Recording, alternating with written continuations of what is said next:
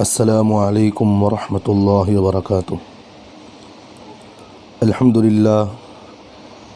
للہ وکفیٰ وسلام علی عبادہ الذین اصطفیٰ، اما بعد فاعوذ باللہ من الشیطان الرجیم، بسم اللہ الرحمن الرحیم۔ الحج اشہر معلومات فمن فرض فیہن الحج فلا رفث ولا فسوق ولا جدال فی الحج وما تفعلوا من خیر یعلمہ اللہ وتزودوا فإن خیر الزاد التقوى واتقون یا اولی الالباب۔ عن ابی ایوب الانصاری رضی اللہ عنہ انہ حدثہ ان رسول اللہ صلی اللہ علیہ وسلم قال من صام رمضان ثم اتبعہ ستا من شوال کان كصيام الدهر۔ وقال النبي صلى الله عليه وسلم من صام رمضان ثم أتبعه ستا من شوال فكذلك صيام الدهر، أو كما قال عليه الصلاة والسلام۔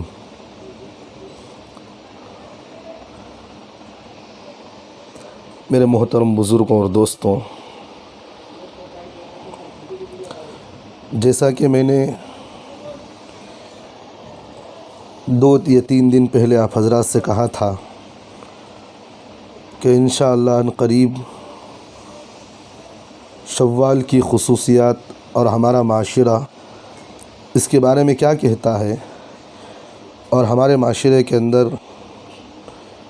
شوال کے مہینے کے اندر کیا کیا کام کرتے ہیں، اور شوال کا مہینہ کتنا بابرکت مہینہ ہے، اس پر کچھ روشنی ڈالیں گے۔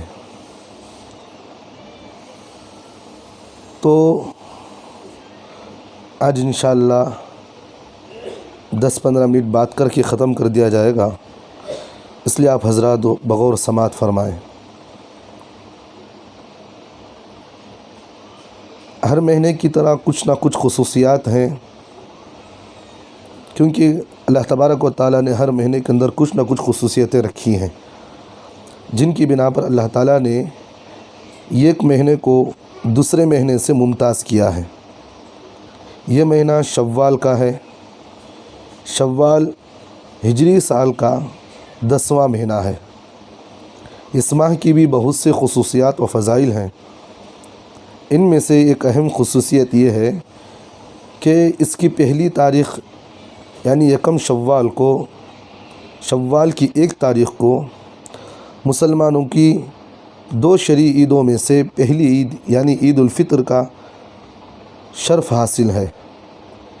یہی وہ دن ہے جس میں مسلمان نہا دھو کر صاف ستھرے کپڑے پہن کر اللہ اکبر لا الہ الا اللہ واللہ اکبر اللہ اکبر وللہ الحمد کے صدائیں بلند کرتے اور اللہ تعالیٰ کی کبریائی بیان کرتے ہوئے عیدگاہ جاتے ہیں۔ وہاں 2 رکعت عید کی نماز ادا کرتے ہیں اور امام سے خطبہ سن کر اللہ رب العزت کی بارگاہ میں اپنے روزوں، تراویح اور دیگر عبادتوں کی مقبولیت کی درخواست دے کر اپنے گھروں کو خوشیوں کے ساتھ، محبتوں کے ساتھ لوٹتے ہیں، کیونکہ یہ دن در حقیقت روزہ داروں کے انعام و بخشش کا دن ہوتا ہے۔ جیسے آپ حضرات نے بارہا فضائل اعمال جو مولانا زکریا صاحب رحمۃ اللہ علیہ کی ہے، اس میں حضرت نے بھی فضائل رمضان کے اندر وہ حدیث بیان کی ہے جس حدیث میں حضرت نے عیدگاہ کو جانے والوں کی فضائل اور عیدگاہ میں نماز پڑھ کے واپس لوٹنے پر جو اللہ تعالیٰ کی طرف سے مغفرت کے جو وعدے ہیں اور فرشتے جو ان کے لیے دعائیں دے کر ان کے گھروں کی طرف روانہ کرتے ہیں، وہ ساری فضیلتیں آپ حضرات نے بھی رمضان میں فضائل رمضان کے اندر سن چکے ہیں۔ تو بغیر تفصیل کے جائے اب صرف مقصد کو بیان کرنا ہمارا ضروری سمجھتے ہوئے بات کو آگے بڑھایا جائے گا۔ کہ دین اسلام میں رمضان کے فرض روزوں کے علاوہ دوسرے مہینوں کے بھی روزے رکھنا ثابت ہے، جیسا کہ ترمذی شریف کے اندر حضرت اماں عائشہ صدیقہ رضی اللہ عنہا بیان کرتی ہیں، رسول اکرم صلی اللہ علیہ وسلم پیر اور جمعرات کے روزے رکھتے تھے۔ اسی طرح ایک صحابی رسول نے حضرت عائشہ صدیقہ رضی اللہ عنہا سے دریافت کیا کہ کیا رسول اکرم صلی اللہ علیہ وسلم ہر ماہ 3 روزے رکھا کرتے تھے؟ تو انہوں نے جواب دیا جی ہاں۔ تو میں نے انہیں کہا وہ مہینے کے کون سے دن تھے، کون سے دنوں میں رکھتے تھے؟ تو انہوں نے جواب دیا کہ انہیں کوئی پرواہ نہیں، مہینے کے کسی بھی دنوں میں اللہ کے نبی رکھ لیا کرتے تھے۔ یہ روایت صحیح مسلم کی ہے۔ تو اب ہمیں اس حدیث کو سمجھنے کے بعد دوسری بات کو سمجھنا ہمارے لیے ضروری ہے کہ شوال کے اندر اس کی دوسری خصوصیت جو اللہ تبارک و تعالیٰ نے رکھا ہے کہ رمضان کے روزوں کے بعد اگر کوئی اس ماہ میں 6 روزے رکھے تو اسے اس جگہ کا فین بند کر دیں، کیونکہ ریکارڈنگ میں آواز جو ہے ٹکرا رہی ہے، اس لیے آپ اس طرف کا فین بند کر دیں۔ جی تو میں بتا یہ رہا تھا کہ شوال کے روزے کی خصوصیت، شوال کے مہینے کی دوسری خصوصیت یہ ہے کہ رمضان کے روزوں کے بعد اگر کوئی اس ماہ میں 6 روزے رکھ لے تو اسے پورے سال کے روزوں کا ثواب مل جائے گا۔ جیسا کہ میں نے خطبے میں بھی شروع میں ایک روایت پڑھا تھا کہ حضرت ایوب انصاری رضی اللہ عنہ روایت کرتے ہیں، رسول اکرم صلی اللہ علیہ وسلم نے فرمایا جس نے رمضان کے روزے رکھے اس کے بعد شوال کے 6 روزے رکھے، اس نے گویا کہ ہمیشہ روزے رکھے، یعنی اس کو پورے سال روزہ رکھنے کا ثواب مل جائے گا۔ تو اس سے معلوم ہوا کہ شوال کے 6 روزے کی مسنونیت اور شوال کے 6 روزے کتنے ہمارے لیے جو ہیں سنت کے ثابت ہیں۔ تو بعض لوگ اس کو غلط انداز سے اس کی تعبیرات پیش کرتے ہیں، کوئی کہتے ہیں کہ مکروہ ہے، کوئی یہ ہے، غلط بات ہے۔ آپ کسی کی بات نہ سنیں بلکہ قرآن و حدیث کو آپ فالو کریں۔ کئی لوگ آپ کو گمراہ کرنے کی کوششیں بھی کریں گے۔ تو بہرحال تو جس حدیث کو حضرت ایوب انصاری رضی اللہ عنہ نے بیان فرمایا، کہا کہ رسول اکرم صلی اللہ علیہ وسلم نے فرمایا کہ شوال کے جو آدمی 6 روزے رکھے گا گویا کہ اس نے پورے سال روزہ رکھنا والا اس کا ثواب ملے گا۔ تو اس ایک قرآن مجید کی آیت سے ہمیں اس بات کو سمجھنا چاہیے کہ قرآن شریف کی آیت کے اندر اللہ تبارک و تعالیٰ نے فرمایا من جاء بالحسنۃ فلہ عشر امثالھا۔ اس قرآن مجید کی آیت کے اندر اللہ تبارک و تعالیٰ نے فرمایا کہ نیکی کا بدلہ کم از کم 10 گنا ملتا ہے، ایک نیکی کا بدلہ کم از کم 10 گنا ملتا ہے۔ گویا کہ رمضان کے 1 ماہ کے روزے 10 ماہ کے روزوں کے برابر ہوئے، اور شوال کے 6 روزے 60 روزوں کے برابر ہوئے، جو 2 ماہ کے برابر ہیں۔ اس طرح رمضان کے 7 شوال کے روزے رکھنے والا گویا کہ پورے سال روزہ رکھنے والا ہو جاتا ہے۔ تو کتنی بڑی حدیث پاک کے اندر ہمیں اس کی فضیلت معلوم ہوئی، اور قرآن پاک کے اندر ہمیں اس کی کتنی بڑی فضیلت معلوم ہو رہی ہے۔ تو شوال کے ان روزوں کو عید کے بعد ایک ساتھ بھی رکھ سکتے ہیں، اور متفرق طریقے پر بھی عید کے دن چھوڑ کر شروع سے لے کر آخری شوال تک کسی بھی وقت میں رکھ سکتے ہیں، کیونکہ بعض لوگوں کے نظریات الگ الگ ہوتے ہیں۔ بعض لوگ کہتے ہیں کہ حضرت کب رکھیں، کیا اس کا برابر رکھنا ضروری ہے؟ نہیں، ایسی بات نہیں ہے، آپ کبھی بھی رکھ سکتے ہیں، ایسی بات کچھ نہیں۔ البتہ عید کا دن مسلمانوں کی تہوار اور خوشی و مسرت کا دن ہے، خود کھانے اور دوسروں کو کھلانے کا دن ہے، اس لیے اس دن روزہ رکھنا حرام ہے۔ عید کا دن روزہ رکھنا حرام ہے۔ اس سے پہلے بھی میں نے بہت سارے مسائل کے اندر رمضان میں بھی اس کی بہت ساری تفصیل کے ساتھ بیان کیا تھا۔ ایک حدیث بیان کر دیتا ہوں، صحیح بخاری کے اندر یہ حدیث موجود ہے۔ حضرت ابو سعید خدری رضی اللہ عنہ روایت کرتے ہیں، رسول اکرم صلی اللہ علیہ وسلم نے فرمایا عید الفطر اور قربانی کے دن یعنی عید الاضحیٰ کے دن روزہ رکھنے سے منع فرمایا۔ اور ایک روایت کے اندر اللہ کے نبی علیہ الصلوۃ والسلام نے فرمایا عید الفطر اور عید الاضحیٰ ان دونوں دن روزہ نہ رکھیں۔ تو اب ہمارے معاشرے کے اندر کچھ نیک بخت لوگ ایسے بھی ہیں جو ان روزوں کا اہتمام کرتے ہیں، لیکن افسوس کی بات یہ ہے کہ کچھ لوگ مسلسل 6 روزے رکھ لیتے ہیں، شوال کے روزوں کی عید مناتے ہیں۔ جیسے رمضان کے روزے ہو گئے تو عید کے دن بھی روزہ رکھتے ہیں، مسلسل عید کا روزہ بھی رکھے، تو پھر اس کے بعد شوال کے 5 شوال یا 6 شوال کو عید کا دن مناتے ہیں، جس کی کوئی حقیقت قرآن حدیث میں نہیں ملتی۔ کیونکہ ابو داؤد کی ایک روایت ہے جس میں رسول اکرم صلی اللہ علیہ وسلم نے فرمایا اللہ تعالیٰ نے تمہارے عید کے لیے 2 دن مقرر فرمائے ہیں، ایک عید الاضحیٰ، دوسرا عید الفطر۔ اس لیے مذکورہ احادیث سے ہمیں بات معلوم ہوتی ہے کہ عیدین عید الفطر و عید الاضحیٰ کے علاوہ کوئی دن نہیں ہے، اس لیے ان بدعات اور رسومات سے بچنے کی کوشش کی جائے اور ان دن کے روزے رکھنے سے منع فرمایا۔ کیونکہ بہت سارے لوگ ہمارے ان دنوں میں روزہ رکھ کر ثواب کی امیدیں بہت سارا رکھتے ہیں، اس لیے اس طرح کی نہ کریں، یہ حرام ہے اس دن روزہ رکھنا۔ اس لیے ان 6 روزوں کی فضیلت اللہ تعالیٰ کا ہمارے اوپر بڑا ہی فضل و احسان ہے کہ اس نے ہمارے لیے آسانی رکھی ہے کہ رمضان کے بعد 6 روزے شوال میں بھی رکھ لیں تو ہمیں پورے سال کا ثواب مل جائے گا۔ اس واسطے اللہ کے اس فضل اور کرم سے ہمیں استفادہ کرنا چاہیے، اور یہ سنہرا موقع ہے، ہاتھ سے نہیں جانے دینا چاہیے، بدعات اور رسومات سے بچنا چاہیے اس میں۔ تو یہ تھی ہمارے لیے شوال کے روزوں کی فضیلت کے بارے میں، جسے آپ پورے مہینے کے اندر کبھی بھی رکھ سکتے ہیں، 1 دن چھوڑ کے یا 2 دن چھوڑ کے، شوال کے 6 روزوں کو آپ کبھی بھی رکھ سکتے ہیں، اس کی بڑی فضیلتیں ہیں اس کی۔ تیسری خصوصیت شوال کی یہ ہے کہ اس کا یہ مہینہ حج کا مہینہ ہے،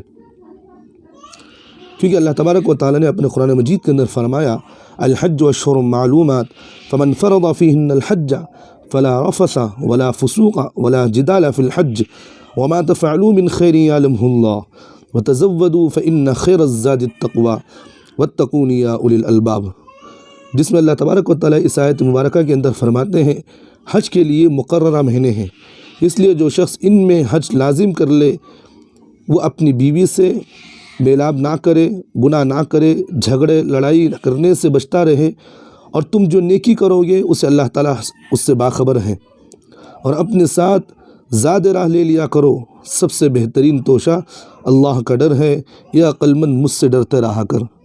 حالانکہ اللہ تبارک و تعالیٰ نے ان آیتوں کے اندر شوال کے مہینے سے انسان کو، جو آدمی وہاں جا کر حج کرنے کی طاقت استطاعت رکھ سکتا ہو، یہاں سے اطمینان سے جا کر وہاں حج کر سکتا ہو، تو اس کے لیے یہاں اس کا مسئلہ بیان کر رہے ہیں کہ شوال کے مہینے سے حج کی فرضیت شروع ہو جاتی ہے۔ انشاءاللہ کبھی اس کی بھی ریکارڈنگ کی جائے گی اور اس کا بھی بیان آپ حضرات کے سامنے بیان کروں گا۔ کبھی ایسا وقت آئے تو انشاءاللہ ان قریب اب شوال کے مہینے کے حج کے ایام بھی شروع ہو رہے ہیں، تو اس لیے ان ایام کے اندر حج کی فرضیت اور حج کس پر فرض ہے، کب فرض ہوتی ہے، دھیرے دھیرے انشاءاللہ بیان کیا جائے گا۔ آج کل لاک ڈاؤن کی وجہ سے بہت سارے حجاج اکرام جانے کی استطاعت تو ہے لیکن نہیں جا سک رہے، تو ان کے لیے کیا مسئلہ ہے، کبھی انشاءاللہ ان قریب بیان کیا جائے گا سارے مسائل کو۔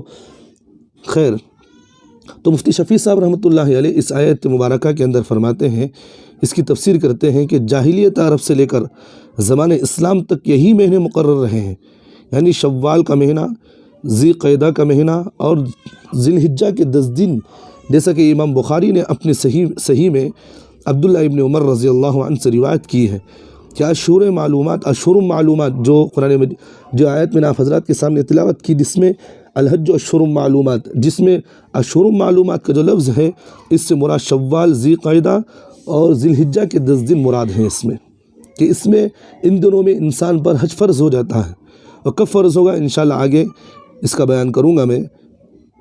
تو یہاں وہ موقع نہیں ہے کیونکہ یہاں شوال کے فضائل بیان کیے جا رہے ہیں، تو اس کی خصوصیات کیا کیا ہے تو وہ آپ حضرات کے سامنے بیان کر رہا ہوں۔ تو اس سے معلوم ہوتا ہے کہ حج کے مہینوں کی ابتدا شوال سے ہوتی ہے، اور جو شخص اس سے قبل حج کا احرام باندھے گا اس کا احرام سے حج صحیح نہیں ہوگا، کیونکہ شوال سے پہلے اگر کوئی آدمی حج کا احرام باندھ لے تو اس کا حج مکمل نہیں ہوتا اور حج کا احرام بھی نہیں مانا جاتا اس سے، کیونکہ حج کا یہ احرام اس کے وقت سے پہلے باندھا گیا ہے۔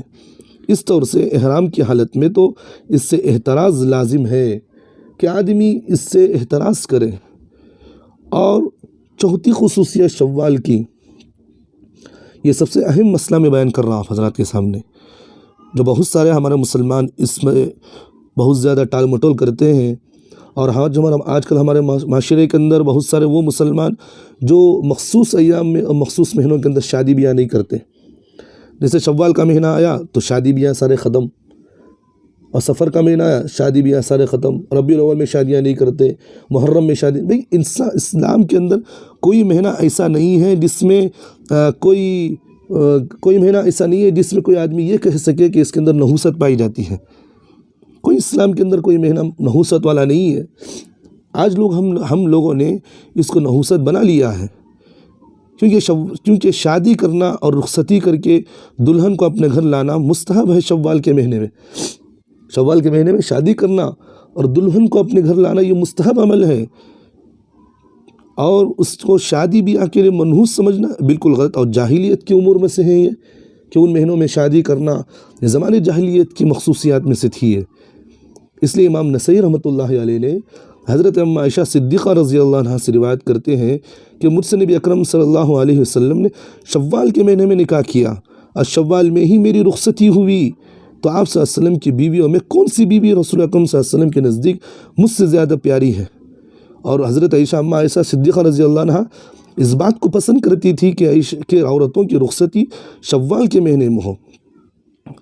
اور دوسری حدیث کے اندر حضرت ام عائشہ صدیقہ رضی اللہ عنہا، صحیح مسلم کی روایت ہے، جس میں فرماتے ہیں کہ مجھ سے شوال میں شادی کی گئی اور میری رخصتی شوال میں ہوئی، اور وہ اپنی عورتوں کی رخصتی شوال کے مہینے میں مستحب قرار دیتی تھی، کہتی کہ میں نے رسول اکرم صلی اللہ علیہ وسلم سے جو شادی کی ہے وہ شوال کے مہینے میں کی ہے۔ تو کیسے منحوسیت ہو گئی بتائیے؟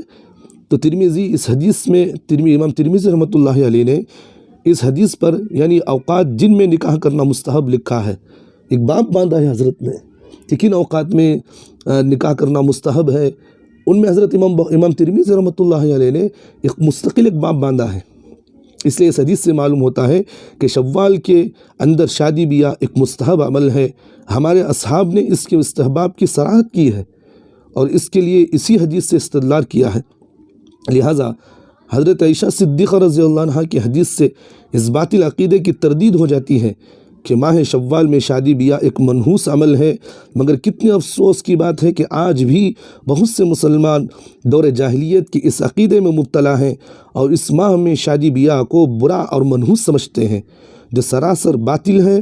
اور رسول اکرم صلی اللہ علیہ وسلم نے خود اس ماہ میں حضرت عمہ عائشہ صدیقہ رضی اللہ عنہا سے نکاح کر کے اس عقیدے کی فاسد اور باطل ہونے کو واضح کر دیا۔ اور حضرت عمہ عائشہ صدیقہ رضی اللہ عنہا نہ صرف عقیدے کی تردید کرتی تھی بلکہ اس میں شادی اور رخصتی کو مستحب قرار دیتی تھی، اور چاہتی تھی کہ ان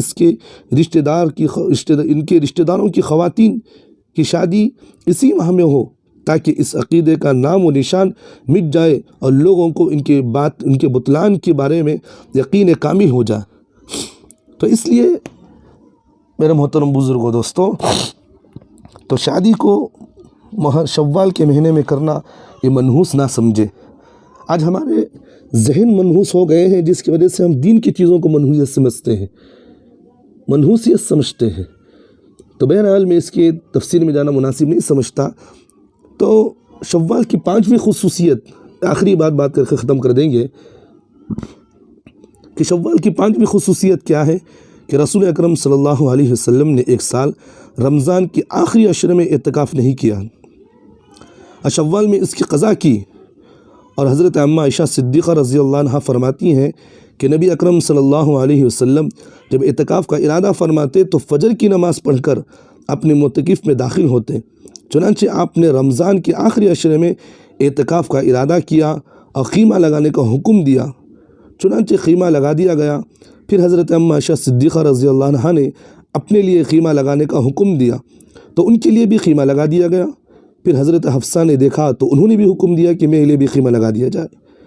پھر حضرت زینب نے ان دونوں خیموں کو دیکھا تو انہوں نے بھی جو ہے اپنے لیے خیمہ لگانے کا حکم دیا۔